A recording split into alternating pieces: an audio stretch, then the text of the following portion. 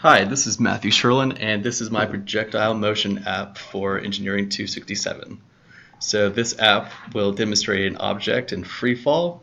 Over here on the left are our inputs where a user can set initial height, position, initial velocity, and initial angle.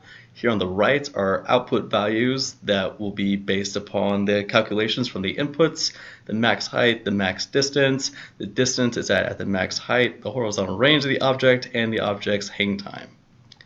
So for instance, we can plot an object here on Earth at 45 meters per second at 45 degrees, plot it, and it will calculate your height, position, and hang time. Then you can change the initial height. Say if we want an object that was launched off of a building, and there we go. It will show your initial height, and then as the object goes down to the ground. And then over here on the left, we set up a switch for additional functionality based off different celestial objects. Each one of those has a different acceleration due to gravity. So for instance, if we want that same object but on the moon,